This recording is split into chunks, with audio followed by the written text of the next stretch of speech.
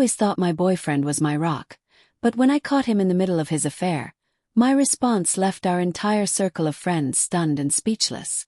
Let me start by telling you about myself. My name is Sarah, and I'm the type of person who thrives on routine and quiet joys. I work as a freelance writer, typing away in coffee shops or from my cozy home office, crafting articles about travel and lifestyle. I met Dylan 2 years ago at a book launch event for a mutual friend. He was there as a photographer, capturing candid shots with this intense focus that drew me in. We talked all night about our favorite authors and dream destinations, and by the end, he asked for my number with a shy grin. From there, things moved smoothly. We started dating, and soon he was spending most nights at my apartment. Our days blended into something comfortable. Mornings with him brewing tea while I outlined my next piece, afternoons where he'd show me his latest photos over lunch, and evenings curled up with movies or walks in the park.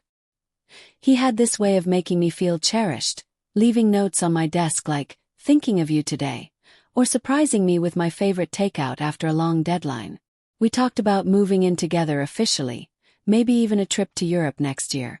Life felt secure, like we'd found our groove, and I trusted him deeply, the way you do when someone becomes part of your everyday world. At first, the changes were so minor I barely noticed them. About 3 months ago, Dylan began checking his phone more often, but he'd laugh it off if I glanced over. "Just work emails piling up," he'd say, slipping it back into his pocket. I'd smile and let it go, figuring his freelance gigs kept him busy. Then came the late nights. He'd tell me he had a photo shoot that ran long, coming home around midnight with tired eyes and quick kisses. One evening, as we sat eating dinner, his phone buzzed under the table, and he silenced it without looking. "Aren't you going to check that?" I asked casually, passing him the salt. He shook his head. "Nah, probably spam." But later, when he stepped into the shower, I heard the faint ping again from his jacket. A voice in my head whispered that something felt wrong, but I pushed it aside, not wanting to be that insecure partner. Still, doubt started to creep in during quiet moments, like when I'd see him smiling at his screen while we watched TV. His thumbs typing rapidly before he set it face down. The hints turned into clearer warnings soon enough. I noticed a new app on his phone, one for private messaging, but when I mentioned it jokingly over breakfast, he got defensive. "It's for client communications, Sarah. Why are you snooping?" His tone stung, and we had our first real argument about trust. "I'm not snooping," I replied, my voice steady but hurt. "It just seems like you're hiding something." He apologized later, pulling me close and saying work stress was getting to him, but the seed of suspicion was planted. Then there were the weekends he'd vanish for location scouting trips, returning with vague stories and no new photos to show. One time, I found a receipt in his wallet for a romantic dinner spot we'd never visited together. "What's this?" I held it up, trying to keep my cool. He glanced at it and shrugged. "Must be from a client meeting. They paid." But his eyes darted away, and my gut twisted. Lying awake at night, I'd replay these moments, wondering if I was overreacting or if our perfect life was unraveling. The moment of truth hit like a storm I never saw coming. It was a Thursday afternoon, and Dylan had left for what he called an urgent shoot. Feeling uneasy, I decided to surprise him with coffee at his studio space downtown. As I approached, I spotted his car parked outside a nearby cafe instead. Peeking through the window, my world stopped.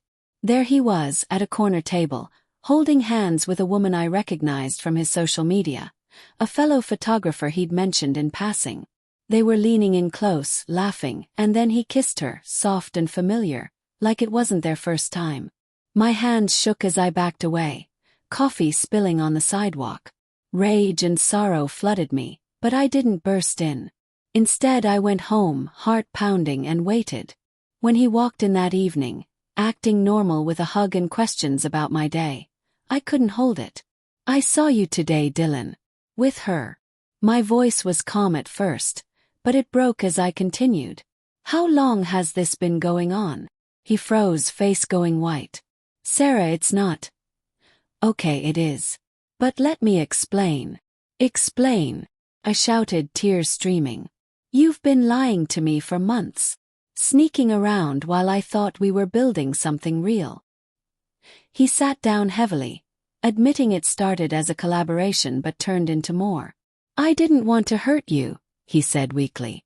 You're amazing, but she gets my creative side. Your creative side. That's your excuse for betraying me. The pain felt like fire in my chest, every shared memory tainted now. We argued late into the night, him begging for forgiveness, me feeling the trust shatter irreparably. But as the shock faded, a plan formed in my mind, something bold that would turn the tables. What I did next shocked everyone we knew. Instead of quietly breaking up or venting to friends, I gathered evidence from his unlocked phone that night. Texts, photos, the whole affair laid bare. The next day, I created an anonymous blog post, detailing the betrayal without names but with enough specifics that our circle recognized it. I shared it in group chats and on social media, framing it as a cautionary tale about trust. It went viral in our community, with people piecing it together and confronting him. Friends sided with me, cutting him off, and his professional reputation took a hit when clients saw the post. It wasn't vicious revenge, but a public reclaiming of my story, showing I wouldn't fade into silence. In the months since, I've moved on, focusing on my writing and new adventures. Therapy helped heal the wounds, and I've dated a bit wiser now. Dylan tried apologizing, but I blocked him, choosing peace over drama. That bold move empowered me, turning heartbreak into strength. Betrayal can blindside you, but how you rise from it defines your story. Make it one that inspires, even if it shocks the world.